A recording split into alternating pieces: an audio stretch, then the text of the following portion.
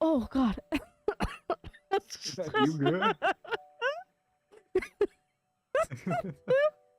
You know what? I'm gonna keep it. I actually, No, we're just keep it. we're Just keep keep it. so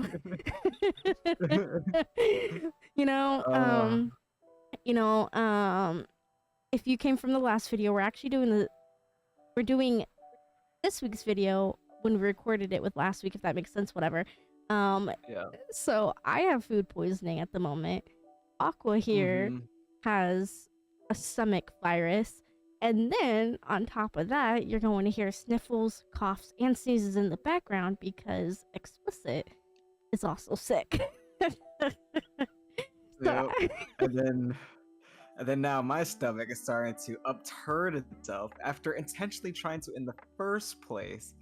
But I think I did too good of a job now. So oh yeah. my God. So, if we pretend I was supposed to be like, hi everyone, hello, welcome. But instead, I just fucking like absolutely die inside. And no, that was absolutely trash. But, Yeah. we're all talking about death and dying and whatever. So that kind of ties perfectly into this book. Unfortunately, we actually do not, I completely forgot about it. We do not have a spoopy companion with us this month. But this book is a heavy topic book. Please check your trigger warnings. And with that being said, this is your warning to leave the video if you do not like heavy topics.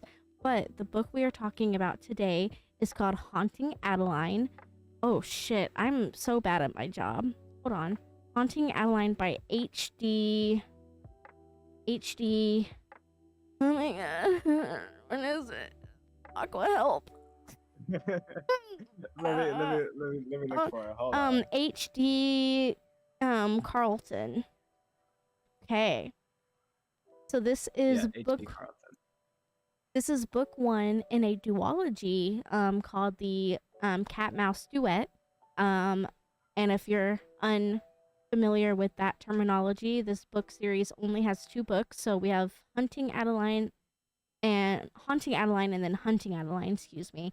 We are talking about book 1, which is Haunting Adeline. And once again, this is your final warning to back out of this video.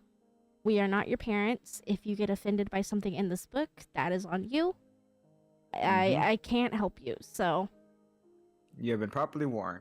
And worst of all, spoiler alerts. Oh, of course.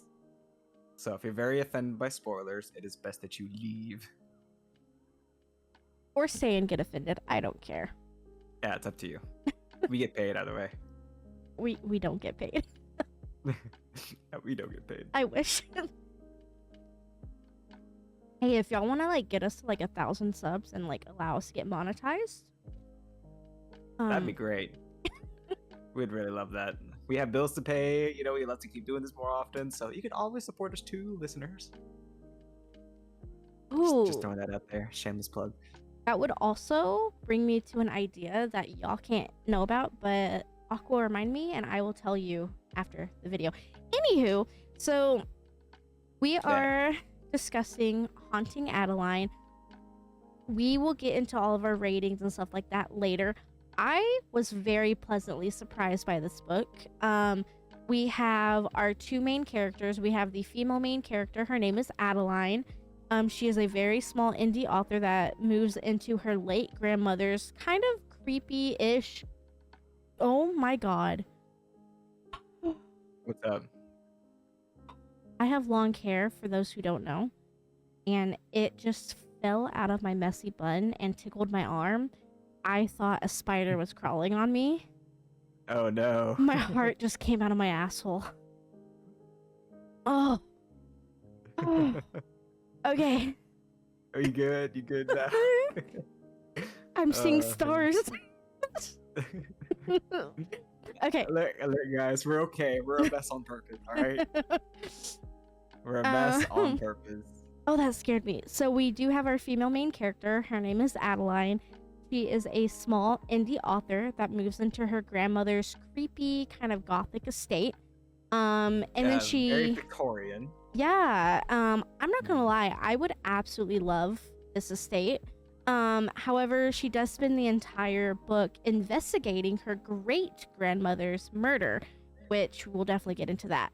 And then we have our male main character. His name is Zaid, or he also goes by Z. He is a very powerful figure in the underground world. He does a lot of background work as far as sex trafficking, child predators, all of that. He seeks them out and disposes of them. Exactly what I just By mean. dispose, we mean unhealth care. No longer have health care.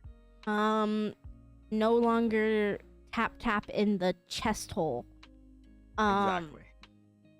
In fact, whatever was tapping that chest hole is now like 5 feet that way, 4 feet over there. Correct. You know, A little that bit sort of like thing. dangling on the ceiling fan. Right, exactly. You know? Yeah. Really decorate the place. So, Adeline, as I mentioned, she basically inherits her grandmother's estate, which was inherited by her great grandmother. So her great grandmother gave it to her grandmother, who gave it to her. Inside, she does, learn that her great grandmother unfortunately was murdered, and she, not really having too much to do, she does start investigating. She finds a journal that was written, kind of like a diary of sorts, that was written by her great grandmother, and she goes out of her way to investigate and like take context clues, XYZ, and find out what happened.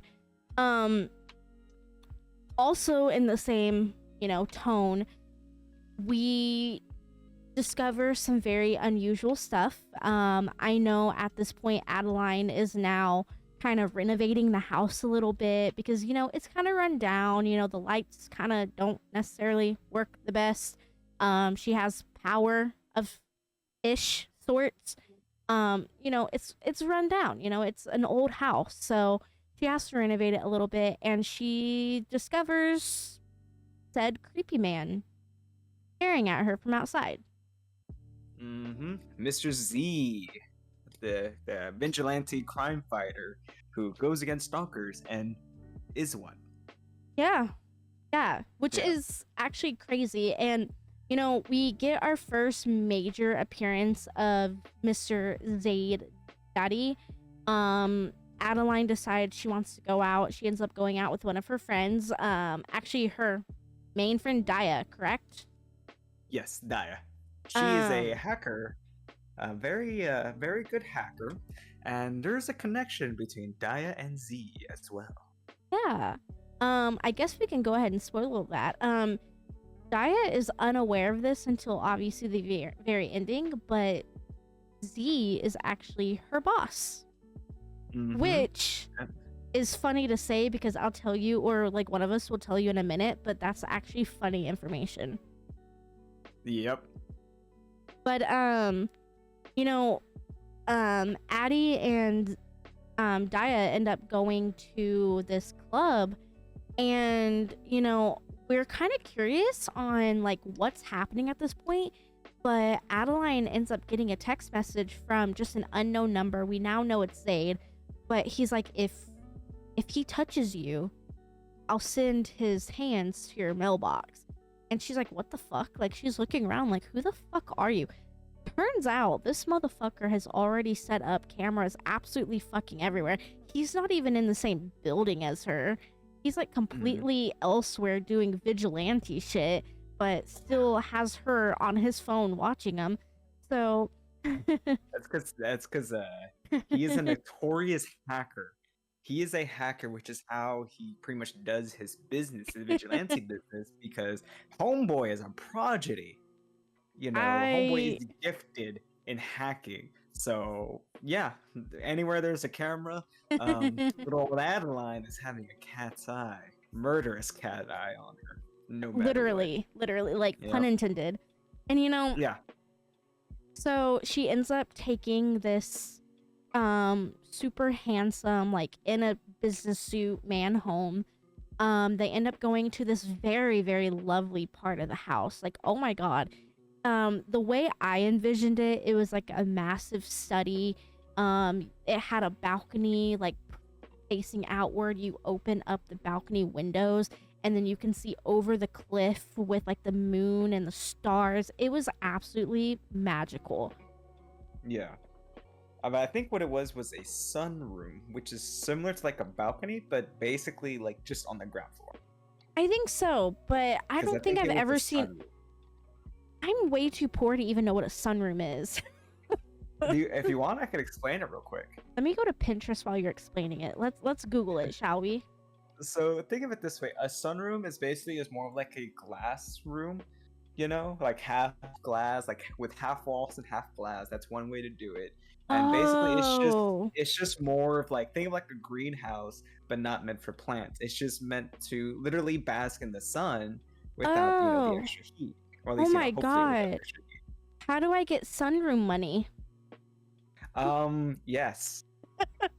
Oh my god, that is Lots of street corner business will help out a wow. lot. Okay, well, I'm gonna take, the street on 13th. You take the opposite side. Don't come near mine. I already got 13th book for this weekend, so you gotta pick a spot.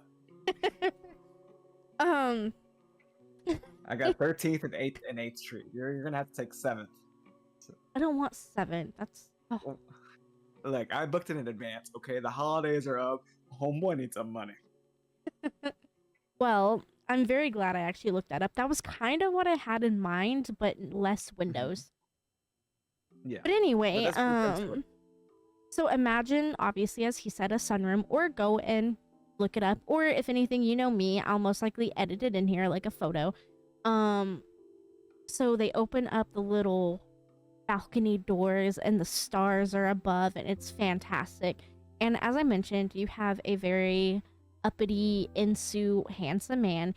He kind of does start like touching her in a way. It gets kind of a little bit spicy, not too much ultimately, but it does get a little bit spicy. And we now get a banging on the front door. So obviously this guy decides to pull his weapon out. He's like, you know what? I'm big boss daddy. I'm gonna go and I'm gonna protect you. And he did. Kinda. He did. I mean, the intention was there. He took one step out. He did. Yeah. DED did. DED. And See YouTube. It's DED. It's just it's DED. But yeah, no, he gone. Homeboy gone. Homeboy has been forcefully unsubscribed to life. Adeline, I mean, I guess for important information, Adeline does not have a mailbox, so she did in fact receive his hands at her front door. Express but they were shipping, there. by the way. Yeah.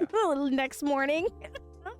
Literally next morning shipping. So we know that our stalker is very efficient and will probably be the best at postal services. Oh, and we're talking about efficient postal services. Yeah. DED man. Yeah, his entire family is also, all of them. Yeah. Oh yeah. Our homeboy went to work, except for the one blunder, which set everything else off. Which I thought was so dumb in hindsight when I realized it all. I'm like, this stupid genius made the one mistake he should have never done, and because of it, well, we wouldn't have a 2-book series now, would we? Right, and well, okay, so in his defense, right? So I understand he's like a creepy stalker and he's like, you're mine and no one will ever touch you. And because this person touched you, they will unsubscribe to life. Okay, I get that. But this guy was also like a drug lord. That was actually very, very, very problematic. He had a lot of domestic violence charges against his wife. Um, and then just a lot under his belt. Like, he was not a good human being.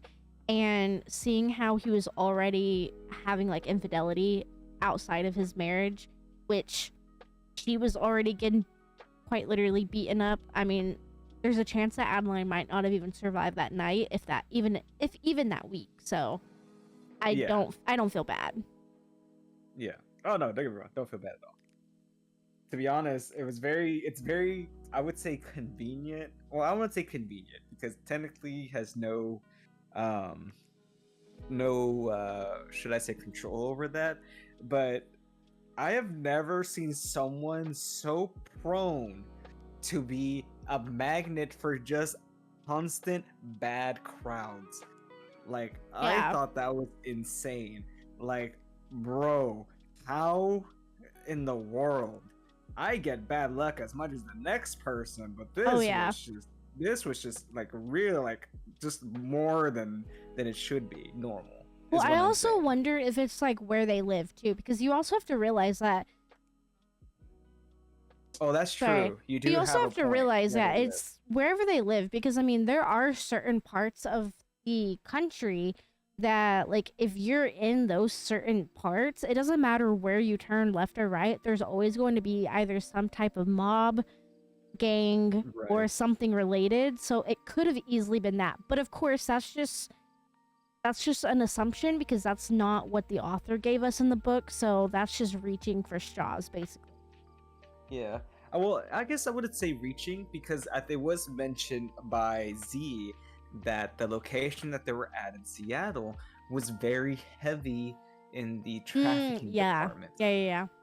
So That's we actually why did he's get that there. much heavy. That's Yes, actually, that is yeah. why he made his thing there. But I guess it is a bit of a spoiler to kind of like go along with my comments about someone so like attracted, or I guess such a magnet for that. It wouldn't even matter anyways in towards the end. If I can go ahead and give a little spoiler, if that's cool. No, that's fine. But the thing is that she was marked even way before Oh, absolutely. he was even involved, Oh, which absolutely. obviously there's a much darker plot, and of course it goes into the whole like I wouldn't say like, well, I guess I'd say religious but very like ritualistic vibes too. There's I wouldn't say supernatural because this sort of thing actually does happen in real life, for of course for supernatural means, but the fact that this is an real, I wouldn't say realistic, but the thing is it does happen in real life, which is kind of terrifying in hindsight. um Makes it extremely plausible in how things are because there are very much things like that, you know, very ritualistic things. She was marked by a ritualistic society that it's all about basically, you know, devil worshiping and worshiping that of like, you know, the super evil supernatural and things like that, you Right. know. So this gets very, I wouldn't say gets very occult heavy. That's the word I was looking for. Right. It dives heavily into the dark occult, which some people like that as a topic. I'll be honest, I kind of do too. It reminds me of like the old school like horror genre and things like that. You Absolutely. know, it reminds you of like the old movies. And And that's also like what you're saying too. Like, it does, because I mean, if it all technically fits in perfectly, because if you remember, with Zayd specifically as a whole, even though this all technically happened before he even moved to Seattle, the whole book is based solely, mainly like on his side of things. It's based solely on getting rid of any and all sex trafficking cases and so on and so forth. She was targeted, as Aqua said, before Zayd even went there. So there was already a case of getting her in order to sex traffic her months before Zayd even came into the picture, before she yeah, even moved into the estate. I think it was during the process that she was moving I think because so. because she is a famous author, so or a famous writer, author, whatever. So she was already, you know, in the public's eye because of her fame, you Right. know, of her following and her standing, um, because her books were successful. Because you know, even though she was in I think in a small like bookstore doing like a signing or like a meet and greet, that's still popularity. That's still enough Right. popularity to be, generalized in the public as well. It's not like she hid her identity either. Right. People are well aware of what she looks like, so you know, it's not uncommon or not far fetched that someone would know who she is, or the Exactly. idea of her being targeted, if that makes sense. Exactly. But So then, she was already a target. oh yeah. Oh yeah, absolutely.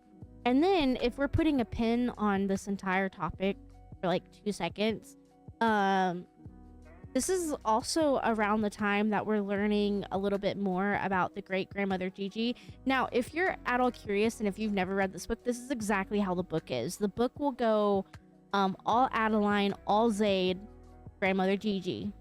Adeline, Zaid, Gigi. Zaid, Adeline, So it's like very hit or miss. Like it just randomly inserts itself, and that's basically what we're doing now.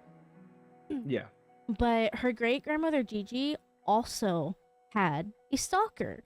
Her stalker's name was Ronaldo. She did have a husband named John. Her daughter, which was obviously Adeline's grandmother, and we had John's best friend Frank, which was at the time a police officer.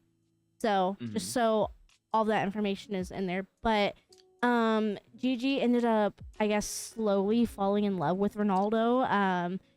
At first she was incredibly scared, not understanding why he kept coming around, but then eventually he kept getting closer and closer until they would go out in the public together. Whenever John and their daughter were out, either at school, work, whatever the case. And yeah, so eventually we discover who murdered her, all that, but that's basically where we're at right now. Yeah. So basically, Pat, the history repeated itself. Right. Yeah. And it's very like history repeats sort of thing. Right. When it comes to the great grandmother and Adeline. And, every once in a while, like, at this point, Adeline is scared because, she has a stalker. She doesn't really know what's happening. Daya ends up basically saying, hey, don't forget, I work with a high-tech security system, like, or whatever. I'm a hacker. Let me hook up cameras in your house. So she's like, whatever, just charge me for them. We're good. So they end up installing all of the cameras. I think there's only about 4 of them. I've heard bedroom, kitchen, living room, and I think upstairs, but I'm sure there's more, because she did mention being able to see Z outside through a camera. Yeah. At like one point. So I'm sure there's more, but the thing is, like, the cameras were honestly useless for one thing, because funny enough, because Daya technically works for Z, even though she didn't know what her boss looked like or who was, literally just gave him more access to spy on her. And of course, and you want to make it worse? God. Those security cameras were made and designed by Z himself. By him. I know. And okay, I'm trying to like let you go through the explanation of the book, but I love this book. I enjoy the mystery and everything that went on. Honestly, can give 0 F's about the spice. I did not care because I wanted what else was happening. There was one spicy scene in particular. Other than that, I agree with you. I could have only had everything else. Like, not saying the spicy. I did not care. The spicy chapters were not bad, but yeah, like there was so much other good stuff happening. Like the plot was plotting. Exactly. And what I hated the most is that it happened more towards the end with things getting heavy. I'm like, bro, why could you do this at the beginning? Anyways, continue. So, kind of long story-ish short, he was able to fabricate the cameras to basically look like nobody has even come and gone from the house, as he's currently standing in the house over her bed, breathing heavily, watching her sleep. Yep. So she would wake up, or she would go get water, or whatever the case. She would basically just go about her life, and there would always be a rose and a half, or like basically a fully empty whiskey glass, but like with like a sip or two left, and that was it. And sometimes even more roses, all dethorned so that she didn't hurt himself. We tend to find out later on, once we get to know him a little bit more, that was more because of like his mother. His mother would always keep roses around. And actually, hold on, I need to pull it up because I actually read this on Kindle. I don't have a Kindle, it's my phone. But I read this on Kindle, and Kindle allows you to save quotes. And when I absolutely tell you, like, my heart could not under any circumstance take it. But yeah, so he ends up like stalking her a little bit. Now, unfortunately, this book does get a little bit rough towards the middle. I have seen a little bit of reviews on this book where I feel like it was just misinterpreted the wrong way. There are a lot of times where, hold on, let me see if I can find it. Hold on. Oh, I did find it. Okay. So one of the quotes, this was in chapter 35, he says, "I guess I wanted to see roses all over your house too. Maybe because you feel like home." My fucking heart. My fucking heart. Yeah. My fucking heart.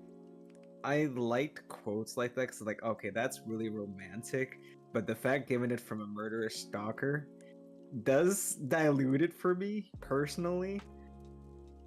I don't know, because there was. I will say the quote itself is amazing, though. Right, there was one more quote in chapter 34. It was actually a chapter before that. He says, "One day you'll realize that you are not trapped in a prison. You are in my church where I am your God and you are my equal. I'm not a jail, little mouse. I am your sanctuary." And I'm just like, I love you? Question mark. See, I love those quotes. It's just, of course, the context. For me, personally, I don't like it. But, given the whole stalker aspect, that night did do the audio version, which I believe you had some strong dislike for the audio. I don't know. I only listened to half of a chapter on the audiobook, and I did the rest of it in the actual, like, the ebook version, like the Kindle. Yeah. I don't know. I just feel like they didn't do it justice. Like, I feel like it wasn't the right attitude or tone. But I also read it, so I feel like I gave him a tone when the person reading it may have given a different tone. So that's just me. I mean, the start gave a very rough and dark tone, which makes sense given what he does. And I'll be honest, I think the dark tone fits him perfectly, because the moments where he was more, I want to say, human, when he was giving out more natural, like, vulnerability, it gave the impact that he is still human despite all of that crap, basically. Right. If that makes sense. If anything, that is the justice that did. Right. Now that it made the stalker and the very dark parts of him very pronounced, and I kind of find that stuff uneasy. Of course, I got a little. I was getting used to it, getting of how complex he is, which I really like in a character. Complexity, things that contradict, because he is a guy who kills stalkers. He himself is one. And he plays. I mean, there's no way around it. I mean, he stalked her, and it was like a love at first sight sort of thing for him, and so, technically her too, even though she went against it. But yes, she definitely, once she egged it on, she did practically ask for it through her actions. Well, okay, and then that's exactly what I was going to talk about too. The book is very rough in the middle because, like, I've seen a lot of reviews on it, and the reviews typically, okay. This book has a lot of amazing reviews. It's typically like a 4.5 5-star review. However, the very few ratings that do give it like a 1 2-star rating, it always talks about how this book glorifies grape. Um, that, in my personal opinion, that is not the case, because it's as if Aqua just said, in this book, she never consensually comes out and says yes, but she never consensually comes out and says no. She does say no Yeah. in the book, yes, but there's a difference between saying no and then grinding at the exact same time you're saying no, because it doesn't work that way. Saying no as if you're throat deep, it doesn't work that way. That's not Her actions never align with her words. exactly. So people are over here saying it's grape, but you don't realize that she, even though she is physically saying no, it's more like stop it, no, rather Not to than mention that like she has a fucker kink get for off, it. right? And Yeah. like it was never like, yo, get off of me now. And that's the thing. So I don't, me personally, and now if you read it and if you felt differently, that's on you, but me personally, I don't think it had anything to do with grape. No. I don't get that at all. I mean, I can see where people are going with it, but I the can thing see it. is, like, you have to read in the details. This book is very heavy on the details. Because if Absolutely. you don't, you're gonna miss out. You're not going Absolutely. to understand it properly. And I'll be honest, I was a bit offended at first, but then, taking a step back and coming back into it, it made me realize, like, no, she's not doing anything to help the situation in the first place. And then that's actually like, I was actually having a conversation with Aqua, and this was right before you even got to that chapter. I messaged Aqua privately, and I'm like, hey, I know how you are as a person, and I equally don't like stuff like this. And I was like, this chapter is going to most likely offend you, but just keep an eye out for everything. And he was like, you know what? I got you. And, hearing it now, it turns out that I was right. Like, Yeah, she was right. I mean, if you're not looking at the big picture, it was grape, it was horrible, all of it. But if you look at the bigger picture, nothing that people are accusing this book of is actually happening. Exactly. I'm just saying that, Yeah, and I went through it pretty critically. Like, I wouldn't say against it, but I was going like tooth and comb to to kind of like, I guess I wouldn't say like find discrepancies, but to like find those parts that people had talked about. Oh, absolutely. And you know what? I will discuss that a little bit, because I always want to keep our conversations private. But, going off of that, I will agree. Aqua personally did do that. And I wouldn't say I got defensive over the book necessarily, but, and But she was keeping me in check to make sure that I kept it objectively critical. right. Because the thing is, when topics got rough in this book, it was more so, what if she did this, or she could have just, why can't she just do that? Okay, pause. And this is for every reader. Pause. Where in the book, if you're doing what ifs, where in the book did the author, okay, so like, one of the thing is, why couldn't she just go buy a gun? Guns are $600 to $700, and that's for like the cheapest one that you can possibly find, if not around Black Friday or the holidays. So where in the book did it ever say that she had money? Yes, she renovated. Yes, she also bought security cameras. There's a chance that she also got a discount because her friend works there. But then other than that, she's a small indie author. That key word right there, indie authors don't make a lot of money, unfortunately. And then if you go back to the beginning where she had a book signing, the book signing was probably smaller than your bedroom. From what it sounded like, it wasn't even half of a Barnes and Noble. So with that being said, where in the book did the author give you any indication that she has money? Because me personally, I never read anything about her having money. They never said that she was poor, but I never read that she had money. So that's where I'm just saying, as a reader, like, I understand when books get rough and when conversations get hard. Keep the what ifs kind of away from it and just follow along with it. Like, I understand, I do agree, Adeline should have done way more. If she truly didn't want anything to do with Zaid, she should have done a lot more. She should have Oh gone yeah, most further. definitely. But the thing is, she didn't want him to go away. Even though she was like, oh, I can't stand Exactly. him being here, I'm gonna call the police. She didn't want him to go anywhere. She wanted him. Even towards the end, Yeah. whenever he finally saved a little girl from being trafficked, um, she was like, will you be my daddy? And he was like, well, I have to talk to someone about it. And then the Adeline was like, well, why didn't you like take her in? Well, because that would have mean that you would have been her mommy. She never was opposed to that entire thing. She Yeah. didn't say yes to it, but she'd she didn't never say no say either. no. Exactly. And the thing is with Zaid, Z kind of went a bit of a lawyer's perspective because one, she didn't say it. So in technicalities, Z was almost never in the wrong besides being a stalker. Right. Other than that, he was never wrong because like if they were to, let's say they go to court, right? It's like, did you say no? Well, I did. Okay, what were your actions? I grinded on him. Right. Bruh. Right. And you know, which honestly infuriated me more because I'm like, okay, if you really didn't want it, why do you keep doing it? You know what I mean? right. And you know, it's It's tough. and It's a you bit know, tough. kind of like going back in time a little bit, you know, we talked about the drug lord that, you know, got unalived with his entire family.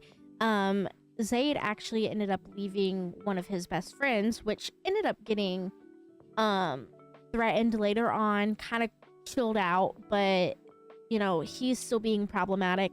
And then we discover that this is not kind of sad, this is very sad, but there are 3 politicians, 3 senators that like to do as Aqua mentioned, and they have very occult vibes where they get together, they sacrifice children, and you know, and Zaid is going out of his way to find them, ends up finding them, has to befriend them to kind of like gain their trust, because in order to get into this underground occult, you know, fucking cave, you have to have invitations. So you do have to befriend those in higher places to get in. So that's what he does. And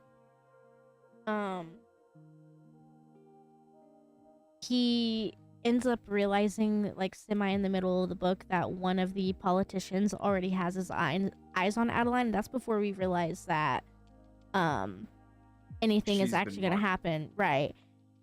And then he ends up inviting them to his house because they end up having like this massive party.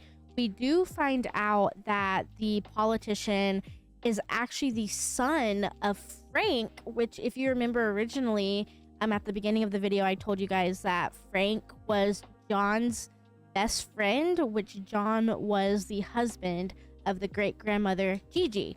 So this politician, I'm sorry, I can't remember his name right now. It's like Mark or Yeah, something like that. I think it was Mark. It was Mark. Okay. Yeah. Because every time I heard Mark, I kept thinking Markiplier. Hello, everybody. Oh. So no. Scream. so he ends up inviting them over. They end up going. This is obviously now like there is I'm like so jumping all over the place. They end up going out and they like start circling the house, just, you know, trying to find areas. They end up getting into a theater, like it's like a home theater that's like soundproof walls. They end up putting on a horror movie that hasn't been released yet, and some very nice stuff happens. Now, you guys know how we like the bathroom scene from Icebreaker. I think the theater scene was better. I'm just saying. I'm torn. I did like the theater scene. The only problem is, I think what ruined it for me was because I stopped caring about the spice and just wanted the story to keep going. Yeah, that's fair. So because like not that I was fed up with it. It didn't matter to me anymore because Right. I wanted the substance.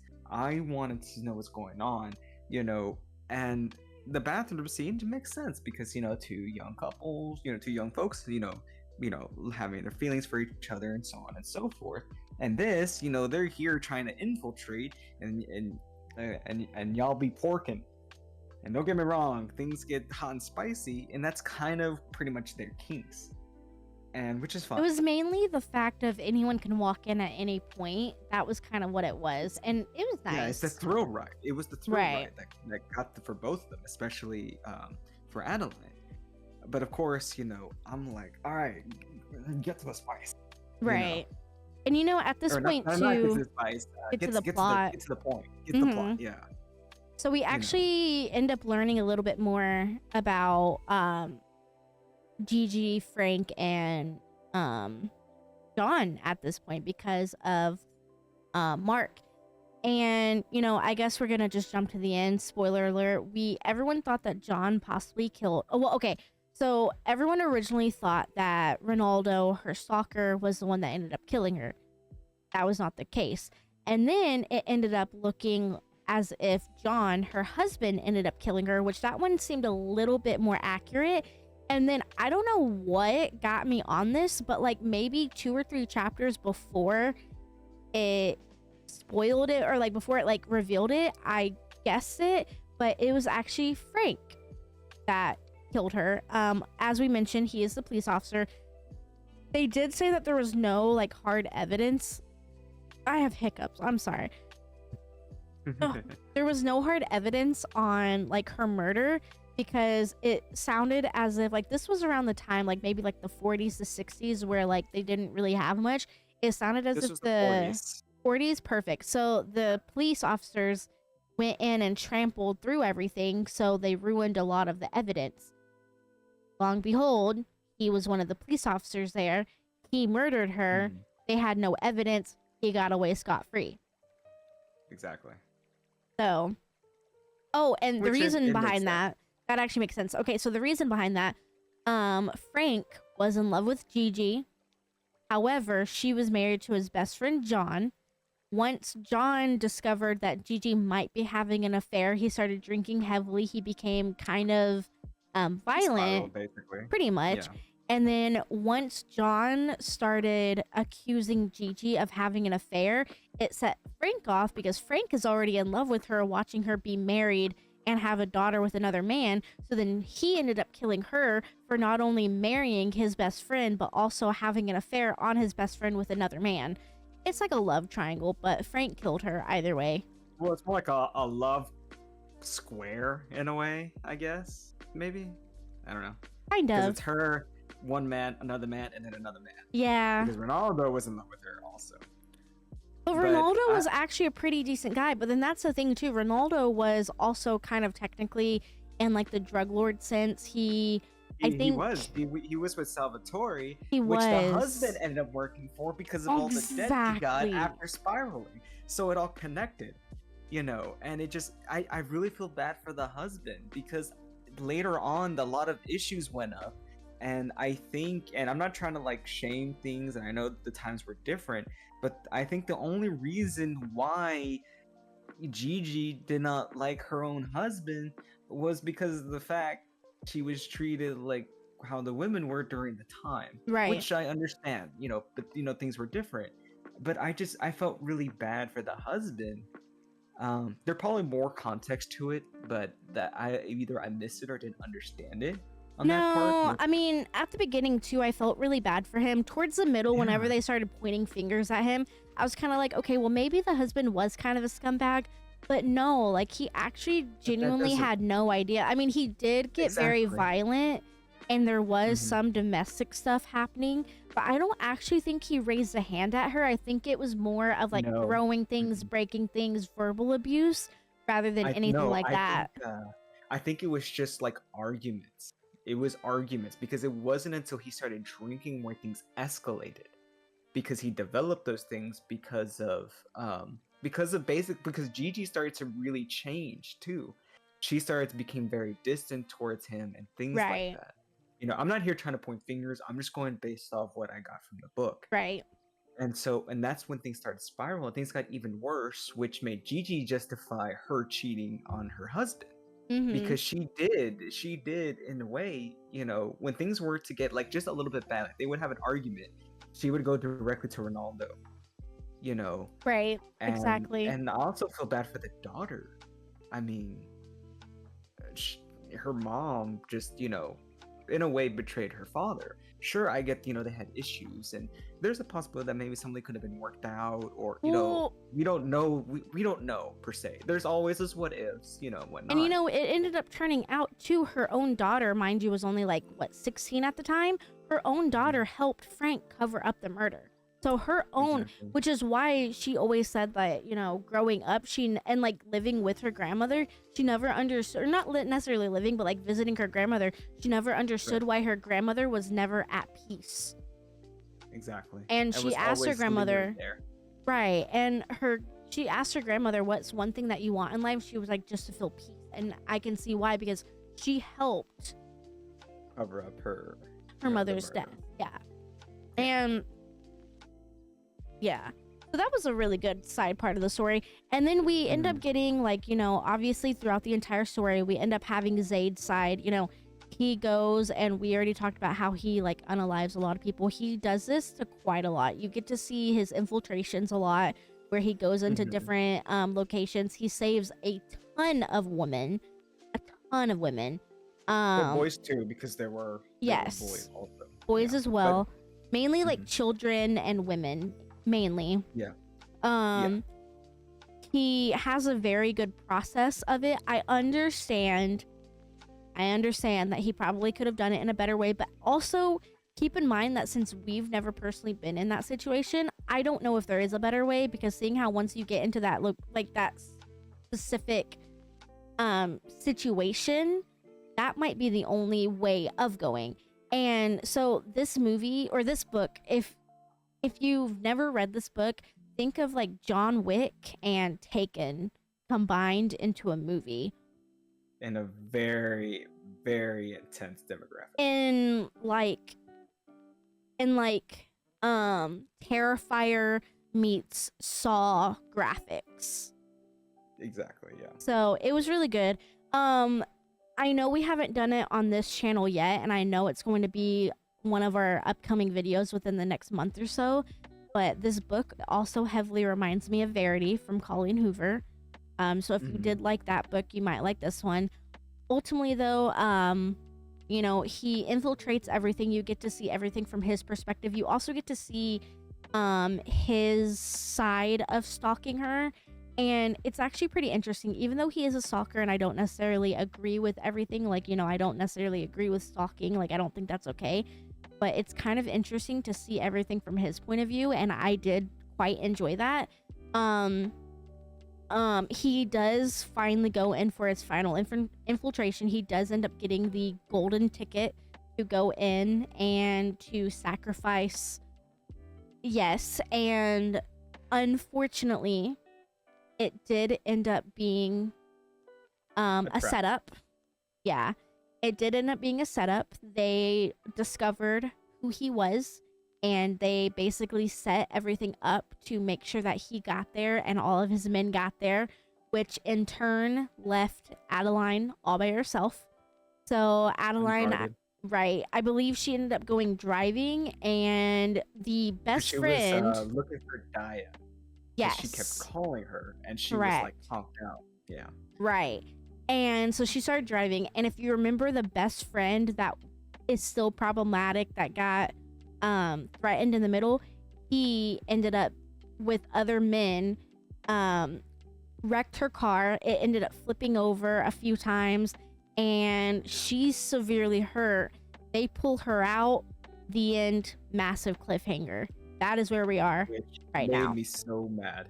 But the thing is with Max was not there because they mentioned that they had to get in contact with Max, which is the best friend guy from the first guy that got his hands cut off. Max was not present. Is his name Max? Prediction, yeah, his name was Max. Yeah, it's such a lame name. Is it But Max? I think why is that? Why am yeah. I thinking it starts with a J? No, you're thinking of John probably, but that was someone else. But no, it was Max, and I'm predicting that Max was the one that was there at the sacrificial place because all this was leading up for Z to find these strings of like videos of kids being sacrificed. And so like he finally like you mentioned like Elvish mentioned, he got the golden ticket. She got the golden ticket. Oh, it is And Max. That's a dumbass name. I know it's so lame, so unthreatening. But he was a huge threat. Yeah. But yeah, I want to say it was Max that was there at the end with Z that pulled the gun on him and Jay, which Jay was a partner of Z. And so maybe that's where you get the J part, maybe. I think Because so. Jay was there. Yeah. Oh yeah, because And he's usually so- behind the computer. Exactly. But this Yeah. time he was there in person, going to So- help out. Jay, if you guys have ever seen Kim Possible, you know I can't remember his name right now. You know the guy behind the computer that's always Yeah, like that's exactly calling. what I was thinking. That's who I exactly, was like, thinking, yeah. I could not picture anything. I could just picture like his legs on the chair with him with a slice of pizza, a headset on, like just one hand on the keyboard. That's all I could think of. Yeah, I was thinking the same thing too. I don't remember his name either, but I know who you're talking about. But like But honestly, yeah. I want to say I'm predicting that it was Max who orchestrated all, the best friend. and which that means sucks that he was too. a bigger threat than his best friend ever was, and makes sense because he was a character who was just under the radar as a non-existent threat, which Right. honestly makes it even better in my opinion. Right. And you know, this is what I was telling Aqua the other day too. I was so confused. Like, I was reading the book and I'm like, okay, you know what? This book is like fantastic. I absolutely love it. Why is the second book called Hunting Adeline? Like, I don't understand this. And then I went to bed. I was like, you know what? I'm going to finish this book tomorrow, whatever. I woke up in the morning. I had 6 chapters left. I was like, oh my God. Like, I slept on it. I was like, are they going to kidnap her? Sure enough, they fucking did. Yep. They She got fucking caught. did. She got God, and so did he. But I mean, honestly, I'm just gonna go ahead and do my rating. This book, for me personally, is a 7 out of 5. So I mean, if we're doing it, it's a 5 out of 5. I loved this book. I was very scared to read this book because I've heard, you know, all the rape allegations, and I was like, you know what? I'm not about that. I actually read this book maybe about 2 to 3 days before Aqua did. Because of the heavy topic, I was just like, you know what? I would prefer to read it, make sure it's okay, because if I get offended, I don't want to offend someone else. You know, that's just the type of people that we are. And once Yeah. I saw that that's not the case, I was like, you have to read this book or else. And here we are. Yep. She was not idle in the threat either. Can confirm. Oh, no, yeah. I was, don't make me leak our DMs. No, I'm kidding. But yeah, no, this book for me is a straight 5 out of 5 for the video. Overall, 7 out of 5. This is probably, I don't have a lot of my quote unquote favorite books of all time, but this is up there. Yeah. For me, I'm gonna be honest. When things were getting like really really at it, the smut got really annoying. I agree, kind of, Don't yeah. get me wrong, it was good. Don't get me wrong. There's parts of it that was good. Is it my cup of tea? Not exactly for the context, you know? But that's just a me thing, you know. You do you, baby boo. It's fine with me. But the smut kept annoying me. Like it actively angered me because I'm like, bro, come on. This just and it did, and the part like the theater scene by itself was good. I think I'm more of a fan of the bathroom scene, mostly because I don't know. I like the bathroom scene. I'm kind of torn between the two. It's hard to compare for me. It was very different. I feel like at the But I end of like this them. year, we're gonna have like, let's compare all the scenes. Here, Let's we have compare the all the- bathroom scenes, we have the theater scene, and let's pretend there's one like, let's do the ocean scene. Like, what? Yeah, I think it's just more personal preference because me, as someone who enjoys going out to the movie theater, I'm there for the movie. You know what I mean? I mean, the I guess movie that wasn't the point. I know it wasn't It's the point. provocative. I know, but like, I'm like, bro, I'm in a movie. Leave me alone. Let me eat my popcorn and beans, bruh. Let me have my nachos. I'm here for the nachos. The only wiener getting flinged around here is the Ooh. hot dog that I'm shoving down my throat. Anyways, I take mean, that that into was the context, point. well, it didn't happen. Okay, it didn't happen. Now, but Oh my god, but tell me yeah. your rating. I'm like on the edge of my Oh seat. yeah, I'm getting there. Anyways, so I'm gonna be honest, the spice lowered the rating for me. So I'm going like 4.5. I'll take it. No. I'm going 4.5 Now. because the spice really annoyed me, and Z kept like he was very repetitive. Like I was like, okay, yeah. We got it, little my, she's gonna this and that. That was getting a little annoying. Well, I mean, at the Because same time, no, because I mean, like, how many times do you see, like, on a day-to-day basis, babe, baby, little don't get me mouse is wrong, the same. That's fine. That's fine. Yeah, no, I get that. It's the same. But I guess it's because I was wanting more of the deeper side of him, the other part of his psyche, versus just that part. Well, we But I might get actually it, get though. that It's now. just like, babe. Yeah, I Well, know. because, I But I'm mean- just going based off this book alone. Right. It was getting a little annoying towards the end. Did it change a lot of their grading? Not as much. Did it help? It did. Lower the rating a bit. But it was ultimately it was the spice for me. Most because I stopped caring for the spice. I just wanted everything else but that. I was actually surprised too. So, I mean, even though it does happen towards the end, this book, even though it is a dark romance, I thought it was going to be the opposite, but this book is mainly like 80% like full on plot and 20% spice. Yeah.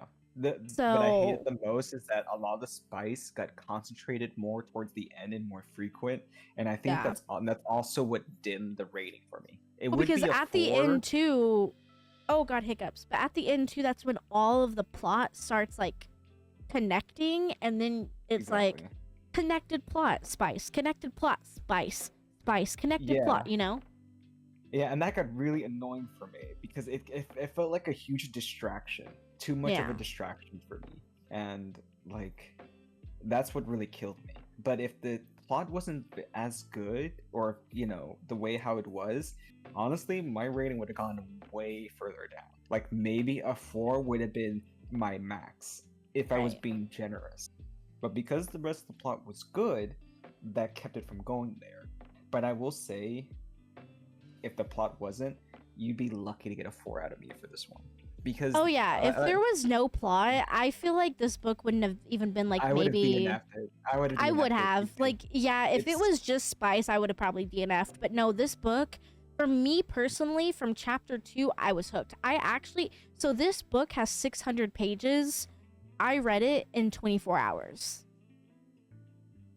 Like physically read it. Like I'm not talking about an audiobook, because I can listen to an audiobook in like 3 to 4 hours. That's fine because I listen to an audiobook on 2 times speed, but I read a 600-page book in 24 hours. I never do that. So it was very good.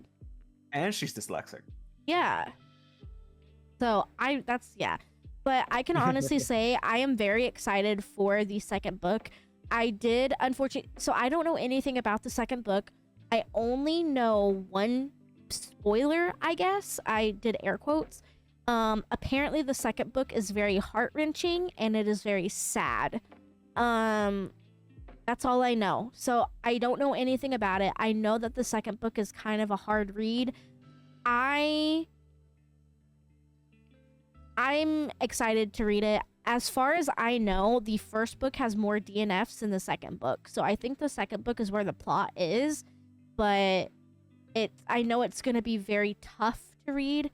But I'm really excited for that. So I don't know if Aqua's down for it, but I'm down.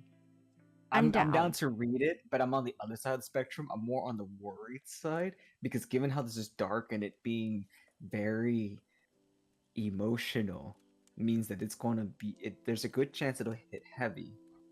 I think If you know what I mean? so. But I Yeah. also think that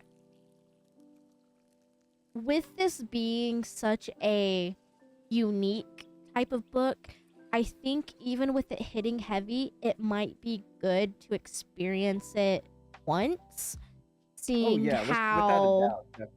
right, seeing how things like this happen in our day-to-day lives. There are people out there unfortunately going through this and we have no idea. And I feel like experiencing it once would be nice just to get insight. It's very Yeah. hard. Like, you can see I'm hesitating with my words. It's very difficult It's talking about hard to this, but explain. Yeah, it's hard to explain. At least for me, it's a little hard to explain. But I see your point. I see. I but see what you mean. I think even if we do read it, and even if you decide to DNF it, I would still like to do a video on it. And if I get through it, which I think I would like to actually discuss it, because I do think that more people need to be made aware of this, because it's also for their safety, because stuff like this happens day to day, even if you're at a gas station, even if you're at Walmart, Yeah, Target, it's a stuff like this very happens. real thing. Yeah. Yeah. But But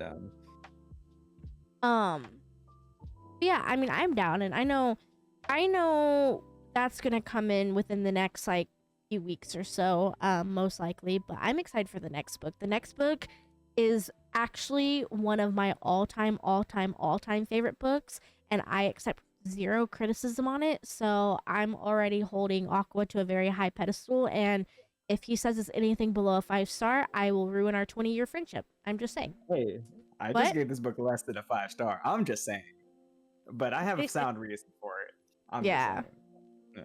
The thing is, like, Elvish knows that I can be objective despite many things, and I'm always willing to give it a try. If there's just something where I just can't cross, she knows that I'm at the point where I just couldn't do it.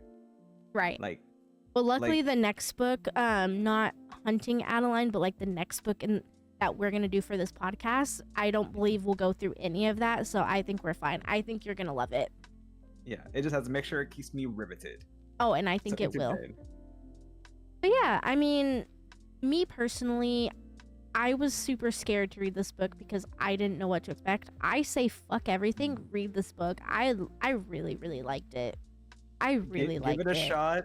Pay attention to the details. Yes. And yes. Try to be objective as you can. And so, if you could do that, and if you decide it's not for you, then it's just simply not for you. And but you know, if you have read it or if you haven't, right, I would love to hear your comments down below. Like, I would love to see what you liked, what you hated. Let's talk give us about your side of the spectrum, because who knows, there might be something that maybe we didn't consider. Right. You never know. But yeah, I mean, that's technically all I have. I'm excited for the next. I'm excited for the next book. This one was such a pleasure. It really was. There was a lot of plot. This was easily an amazing book, so I'm really excited for Hunting next. I'm really hoping there's not as much spice on this one, to be honest. I mean, if there is, it might be towards the end. However, my only concern, if there is spice, judging by the topic, I'm hoping it's not actually grape. Yeah, you know, that's really hard for me. That's right. Of course, I will try my best. If need be, if you do read it before I do, that might be something I will just have to skip entirely, right, in order to get to the book, because that's gonna be things that on a personal level I can't really do. You know, there's just certain things I can't, especially when we have read certain books that one I really regret. No ref. You still own it. I know it's my book, but you are still more than welcome to burn it. Oh, I plan to. Yeah, I'm just waiting for city ordinance to not be nearby. but I mean, but I will give as much of it as a try, and whatever I can will give my review based on what I can as well. Right. You know. Well, But yeah, that was my piece. Well, I guess we will see you next week. And next week is one of my all-time favorite books. So, like I said, I will accept zero criticism on it. Actually, as soon as criticism runs into the video, we just end the video right then and there. That's it. This book was minimal at best. Not even finished. It's just gone. You just get like a notice, be like, "This is officially the last video that you ever see on that core narrative." Thank you for all your love and support.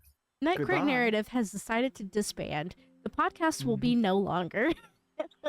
Due to unforeseen incidents between one of the podcast members who shall not be named and accidents shall not be mentioned, we will no longer continue Night Court Narrative until we find a replacement Catboy. It is with my, it's with a heavy heart that unfortunately Aqua is no longer with us. They just hear explicit in the background. What am I supposed to do with all these body parts?